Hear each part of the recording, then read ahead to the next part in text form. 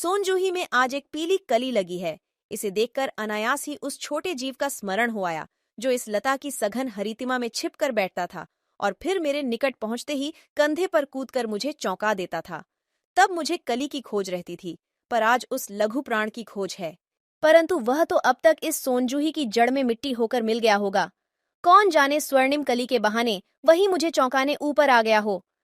अचानक एक दिन सवेरे कमरे से बरामदे में आकर मैंने देखा, दो कौवे एक गमले के चारों ओर चोंचों से छुआ छुओवल जैसा खेल खेल रहे हैं। यह काकभुशुंडी भी विचित्र पक्षी है, एक साथ समादरित, अनादरित, अति सम्मानित, अति अपमानित। हमारे बेचारे पुरखे न गरुड़ के रूप में आ सकते हैं, न मयूर के, न हंस के। उन्हें पितृपक्ष में हमसे कुछ पाने के लिए काक बनकर ही अवतीर्ण होना पड़ता है। इतना ही नहीं, हमारे दूरस्थ प्रियजनों को भी अपने आने का मधु संदेश इनके कर्कश स्वर में ही देना पड़ता है। दूसरी ओर हम कौवा और कांव कांव करने को अपमानना के अर्थ में ही प्रयुक्त करते हैं। मेरे काक पुराण के विवेचन में अचानक बाधा आ पड़ी, क्योंकि गमले और दीवार की संधि में छिपे एक छोटे से जीव पर मेरी दृष्टि रफक गई। निकट जाकर देखा, गिलहरी का छोटा सा बच्चा है जो संभवतः घोंसले से गिर पड़ा है, और अब कौवे जिसमें सुलभ आहार खोज रहे हैं। काकद्वे की चोंचों के दो घाव उस लघु प्राण के लिए बहुत थे, अतः वह निश्चेष्ट सा गमले से चिपटा पड़ा था। सबने कहा, कौवे की चोंच का घाव लगने के बाद यह बच नहीं सकता, अतः इसे ऐसे ही रहने दिया जाए। परंतु मन नहीं माना। उसे हौले से उठाकर अपने कमरे में लाई, फिर रुई से रक्त पोंछकर घावों पर पेंसिलिन का मरहम लगाया। रुई की पतली बत्ती दूध से भिगोकर जैसे तैसे उसके नन्हे से मुंह में लगाई, पर मुंह खुल न सका और दूध की बूंदें दोनों ओर लुढ़क गईं। कई घंटे के उपचार के उपरांत उसके मुंह में एक बूंद पानी टपकाया जा सका। तीसरे दिन वह इतना अच्छा और आश्वस्त हो गया कि मेरी उंगली अपने दो नन्हे पंजों से पकड़कर नीले कांच के मोतियों जैसी आंखों से इधर उधर देखने लगा। 3-4 मास में उसके स्निग्ध रोए, झब्बेदार पूंछ और चंचल चमकीली आंखें सबको विस्मित करने लगीं। हमने उसकी जातिवाचक संज्ञा को व्यक्तिवाचक का रूप दे दिया और इस प्रकार हम उसे गिल्लू कहकर बुलाने लगे। मैंने फूल रखने की एक हल्की डलिया में रुई बिछाकर उसे तार से खिड़की पर लटका दिया। वही 2 वर्ष गिल्लू का घर रहा। वह स्वयं हिलाकर अपने घर में झूलता और अपनी कांच के मन को सी आंखों से कमरे के भीतर और खिड़की से बाहर न जाने क्या देखता समझता रहता था। परंतु उसकी समझदारी और कार्यकलाप पर सबको आश्चर्य होता था। जब मैं लिखने बैठती तब अपनी ओर मेरा ध्यान आकर्षित करने की उसे इतनी तीव्र इच्छा होती थी कि उसने एक अच्छा उपाय खोज निकाला। वह मेरे पैर तक आकर सर्र से पर्दे पर चढ़ जाता और फिर उसी तेजी से उतरता। उसका यह दौड़ने का क्रम तब तक चलता जब तक मैं उसे पकड़ने के लिए न उठती। कभी मैं गिल्लू को पकड़कर एक लंबे लिफाफे में इस प्रकार रख देती कि उसके अगले 2 पंजों और सिर के अतिरिक्त सारा लघुगात लिफाफे के भीतर बंद रहता। इस अद्भुत स्थिति में कभी कभी घंटों मेज पर दीवार के सहारे खड़ा रहकर वह अपनी चमकीली आंखों से मेरा कार्यकलाप देखा करता। भूख लगने पर चिक चिक करके मानो वह मुझे सूचना देता, और काजू या बिस्कुट मिल जाने पर उसी स्थिति में लिफाफे से बाहर वाले पंजों से पकड़कर उसे कुतरता रहता। फिर गिल्लू के जीवन का प्रथम बसंत आया। नीम चमेली की गंध मेरे कमरे में हौले हौले आने लगी। बाहर की गिलहरियां खिड़की की जाली के पास आकर चिक चिक करके न जाने क्या कहने लगीं।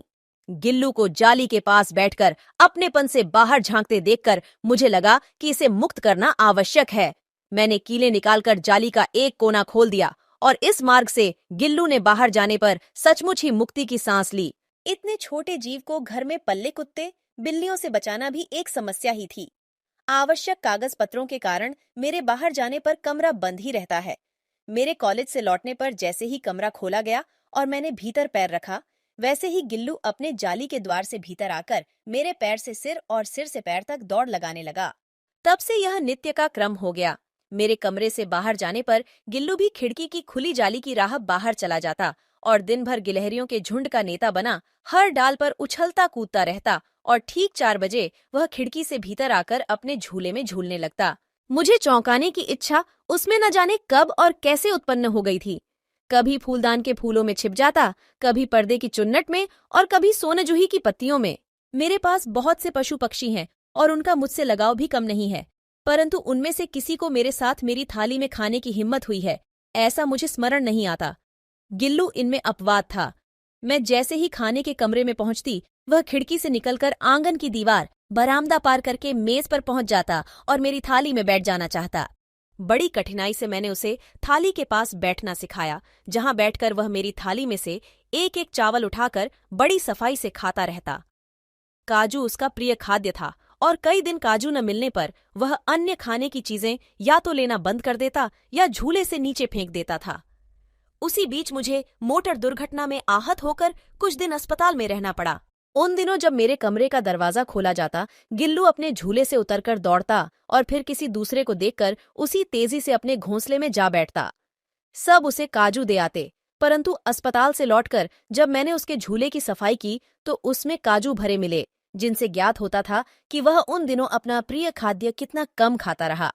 मेरी अस्वस्थता में वह तकिए पर सिरहाने बैठकर अपने नन्हे नन्हे पंजों से मेरे सिर और बालों को इतने हौले हौले सहलाता रहता कि उसका हटना एक परिचारिका के हटने के समान लगता। गर्मियों में जब मैं दोपहर में काम करती रहती तो गिल्लू न बाहर जाता न अपने झूले में बैठता। उसने मेरे निकट रहने के साथ गर्मी से बचने का एक सर्वथा नया उपाय खोज निकाला था। वह मेरे पास रखी सुराही पर लेट जाता और इस प्रकार समीप भी रहता और ठंडक में भी रहता।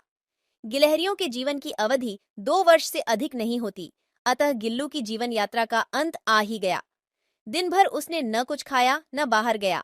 रात में अंत की यातना में भी वह अपने झूले से उतरकर मेरे बिस्तर पर आया और ठंडे पंजों से मेरी वही उंगली पकड़कर हाथ से चिपक गया, जिसे उसने अपने बचपन की मरणासन्न स्थिति में पकड़ा था। पंजे इतने ठंडे हो रहे थे कि मैंने जागकर हीटर जलाया और उसे उष्णता देने का प्रयत्न किया, परंतु प्रभात की प्रथम किरण के स्पर्श के साथ ही वह किसी और जीवन में जागने के लिए सो गया।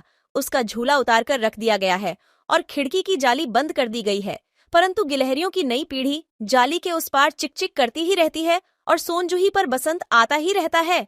सोनाजूही की लता के नीचे गिल्लू को समाधि दी गई है, इसलिए भी कि उसे वह लता सबसे अधिक प्रिय थी, इसलिए भी कि उस लघुगात का किसी वसंती दिन जूही के पीताब छोटे फूल में खिल जाने का विश्वास मुझे संतोष देता है।